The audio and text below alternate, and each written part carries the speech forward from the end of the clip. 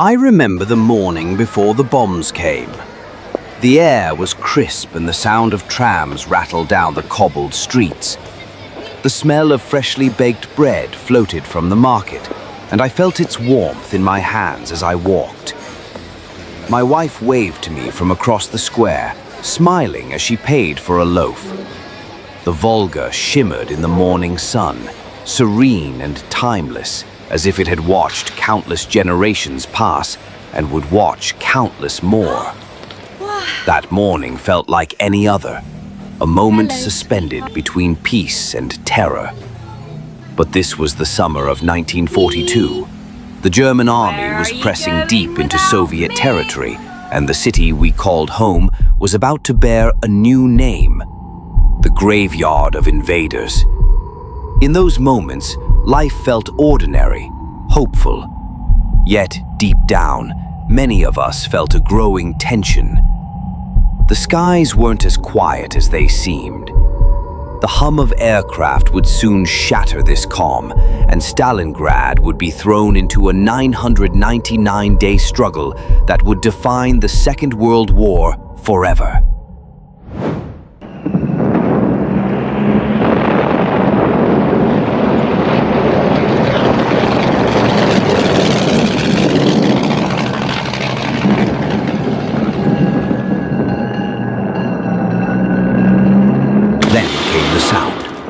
Faint hum that quickly swelled into a deafening roar.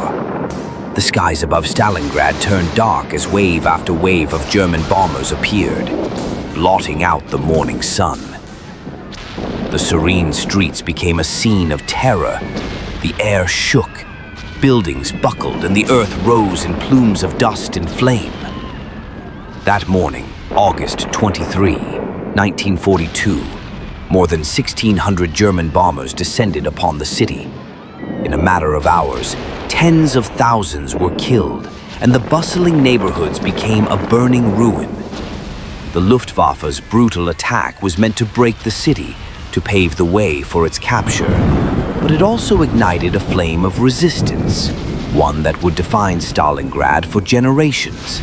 In those moments, as we scrambled for cover, fear and resolve merged. The world as we knew it was gone. The long, brutal siege had begun.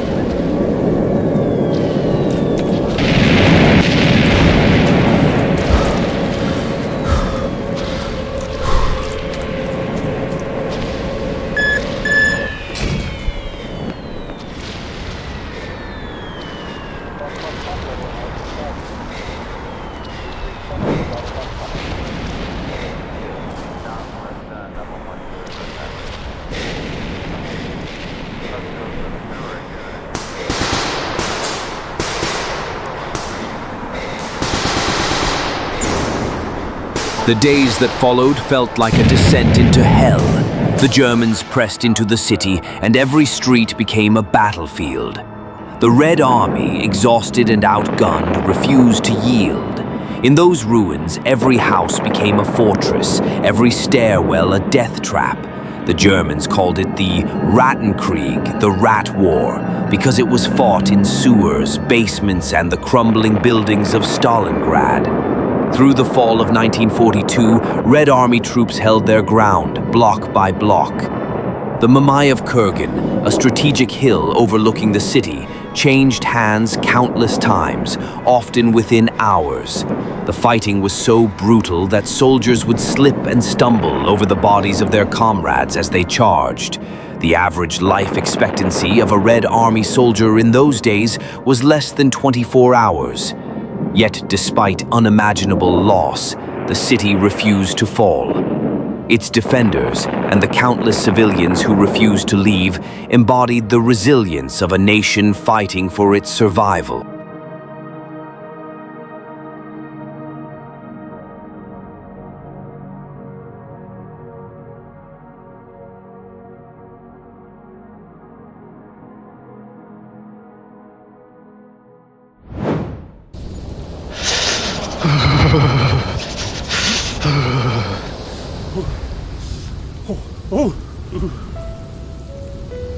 Amid the ruins, life itself became an act. of defiance. The bitter cold of the Russian winter crept into every bone. Starvation became a weapon, and water was drawn from craters and ice. Civilians huddled in basements, burning scraps of wood to stay warm, sharing a single piece of bread between families. The Red Army, despite dwindling supplies, refused to give in. Soldiers and civilians lived and died together in those ruins. The noise of shelling became a constant drumbeat, a sound that defined daily life. The temperature fell to -30 degrees Celsius, and the Volga River became an ice-clad barricade. Yet, across that river came reinforcements and supplies. The road of life it became, a lifeline for a city that refused to be conquered.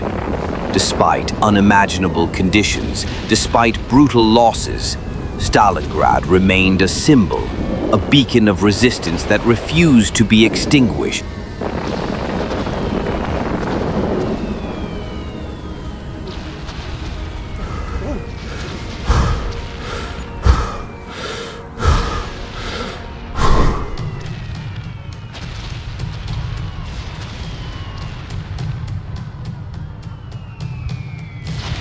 Then came the victory, announced in February 1943. The German Sixth Army, weakened and surrounded, surrendered. But at what cost? The city was reduced to ashes. Its population, once 500,000 strong, was decimated. An estimated 2 million people, soldiers and civilians, died in the ruins of Stalingrad. The victory came at a staggering price. The Red Army lost over 1.1 million men. The Germans and their allies suffered over 800,000 casualties. The ruins spoke of a victory that felt more like a requiem, a warning etched into every scarred wall and crater. Yet, from this desolation, a symbol emerged. The resilience of a people, the strength of a nation, and the turning point of the war. In those ruins, the seeds of Allied victory were sown.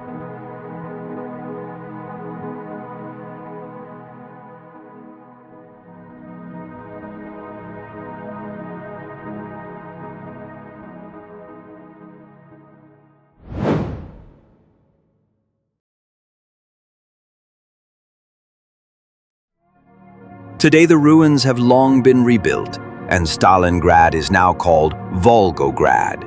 Its skyline shines with the glow of a new era, its streets bustling with life. Yet the memories linger, the Volga still whispering the names of the fallen, and the statues upon Mamayev Kurgan stand watch solemnly, silent guardians of the past. Gravely, Stalingrad reminds us that war is never just a chapter in history books. It is a scar upon the earth, upon the heart. Its lesson endures, that the cost of aggression is emphatically unimaginable, that resistance can rise from ashes, and that remembrance is a sacred duty. The wind still moves through the ruins, carrying faint echoes of songs, cries, and commands, warning, to forget is to risk repeating the tragedy. Reverently, to remember is to honor those who gave their lives, a reminder that even in the darkest moments, the human spirit can prevail.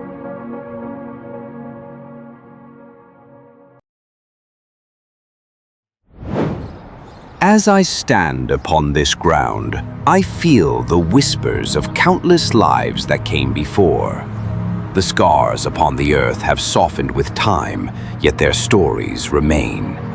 The flame upon the monument still burns, a beacon reminding us that peace is fragile, that life is precious, and that every generation bears the responsibility to remember. Stalingrad was more than a battle. It was a clash of ideologies, a test of resilience, a chapter that shaped the future of the world. Today, its ruins have given way to life, its tragedy reshaping its character. To walk its streets is to walk upon sacred ground, to feel the beating heart of a city that refused to die.